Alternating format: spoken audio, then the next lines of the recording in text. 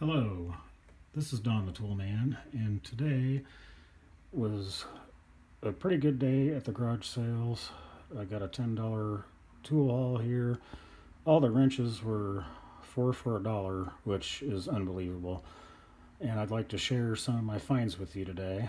Starting out with what I really needed was a fine disc for I got an old grinder and I needed one, so I picked it up. That was $1, which I'm not gonna throw a fit about that. If you need it, you need it, you know.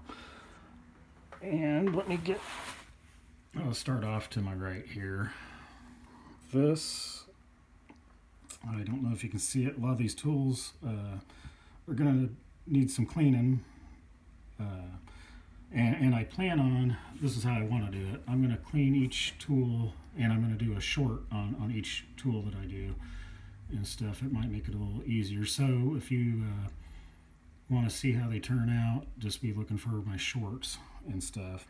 This here, I'm trying to get that in there, is a Herbrand half-inch drive number S-27 made in USA. Ball detent's a little weak on it, but it does hold a socket pretty well. I do like this design here. Like you could put a sliding bar in there and kind of help ease stuff out, I guess. I never use it, but I always kind of like them. Yeah, they'll need a little work.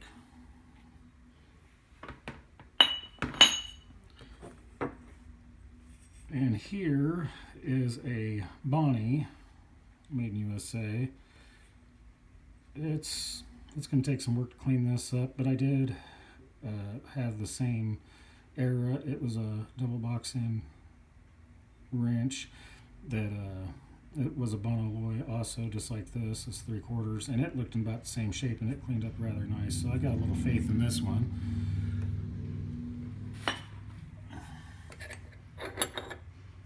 Really excited about this. Williams number 603. This would be a machinist wrench. And as you can tell, the black is still on it. I'm really happy about that. That's 11/16.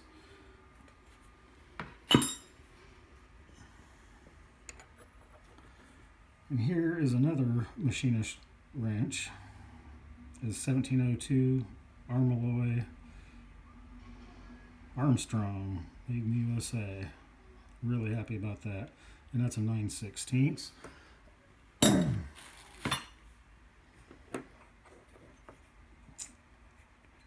Like my double box end wrenches. I've got a lot of them. I need to get them on video. But here is a SK Tools 3/8 7/16 6-point AU. Not sure what that stands for. Probably the forging mark or something. And it is a M-1214 3/8 7/16. There is no USA manufacturer, or there's no USA stamped on it. I'm not sure why, but I do have some old vintage tools that are not stamped USA on SK also. So yeah, I really don't know about that.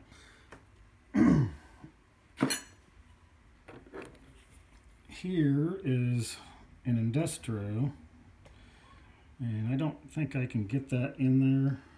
Oh, that's the patent side. Let's see. You might just have to take my word for it. No, I got it upside down. Okay, I'll flip her around and see if that shows better. Industro, number 703, 9/16 and a half. And believe it or not, it still works. And it's 6-point also. Here is a Williams Super Wrench. Alloy V Series. Doesn't say Williams, but it has the Williams logo on it. Well, those of you, excuse me, those of you that know Williams will know that that's a Williams. It's by the Super Wrench, and it's 1140 and 5/8 and 5/8 on the other end. I'm really stoked about that. I do like these double open end obstruction wrenches, angle wrenches, or I hear them used. I hear both terms used, so there you go on that one. Another wrench I'm really excited about is a Williams number 25, and this will be a really easy cleanup. I'm really happy about it. The black's still on there. It's 19/32, which I think, if I remember right, 19/32 would be close to like a 15 millimeter. So there's still a use for that. And here's a pretty common size, and that's a 1/2. But yeah, that's a pretty nice find there, I think, at least in my opinion. Here is a very old obstruction angle wrench, whichever you want to call it. Durochrome USA. This is a really old one. I'm probably thinking dates back to probably 25, maybe 1930, somewhere around there, and that is a 1/2. And it's got the little grinding marks. You know, people identify their tools that way. A lot of times, because tools are really expensive, everybody, talks about how high Snap-on prices are. Well, back in the 20s and 30s, every tool manufacturer was pretty much Snap-on back in the day. You're talking probably a week's wages just to buy, I don't know, a 15-piece tool set. So this wrench was, probably a couple dollars back then. That was a day's wages. Something to think about there. Here, really happy about this one too. Let me see if I can't get the camera showing it better. Trying to get in focus here. It's hard to do sometimes. This is a Billings, and can't really make out the model number. There's 760X, and I have to flip it around. And still, there we go, 760X on that. And the black's still on it. And it's a 1/4 inch and 3/16. Nice little wrench. Here have a Williams. It's not the Brooklyn. We don't say Brooklyn, New York anywhere on it. It's got that little diamond W. Not sure the size on that. It's a number 23 though. I'll have to figure that out later. Have to go through the bolt bin and maybe see what that is. I'm curious. And here is a double open end wrench, Blackhawk Armstrong. 13/32 and a 15/32. Not real common sizes anymore, but I still like it. I like how they got that raised lettering on it, and that says Chicago on this end, and it's a H18.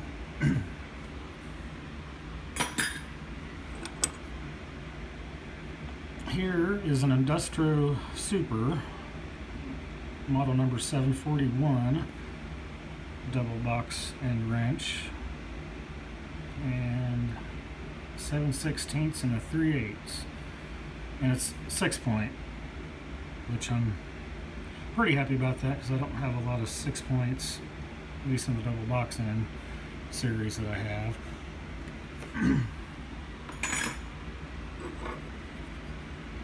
Here is a Ward's Eclipse 4732, and I'm a real big fan of this style of wrench. I really like it, in Bark Hollow, Industro, and stuff like that. But you got the 5/8 here, and then you got the 3/4 on that end.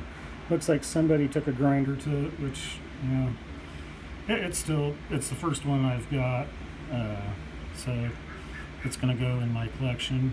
Looks like a little light cleanup would be necessary, but I believe this is before it become Montgomery Ward's, if I'm right. I'm not sure, but yeah, I was pretty happy to see this because I don't have one, and now I do.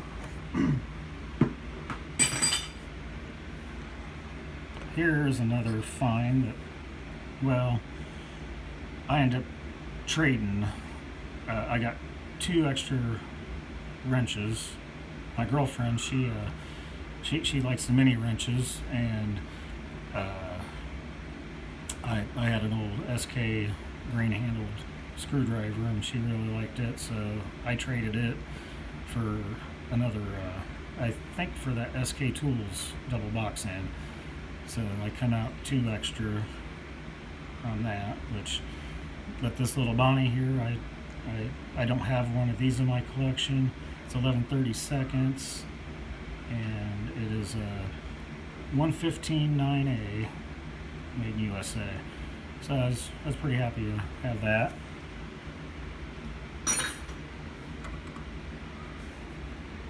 Here is a Williams 3/8 open end there, and there would be a flare side or line wrench, which I don't have one of them.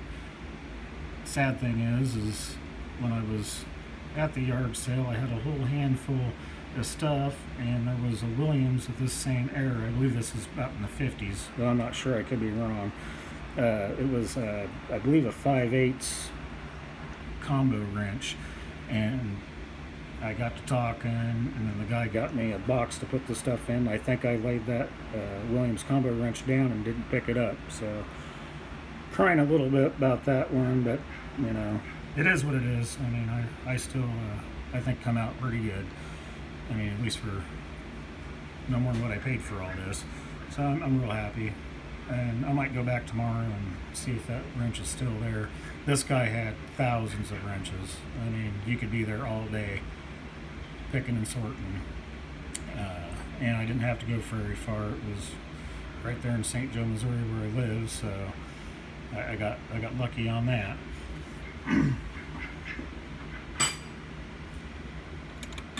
Next up to bat, we have an Eastco, and that is a 9mm and a 7mm.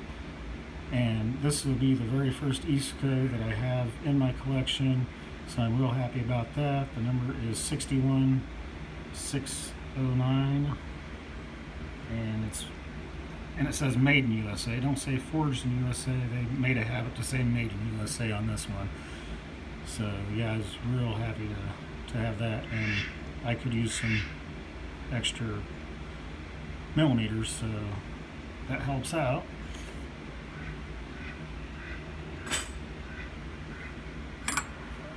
And here's something, my very first one.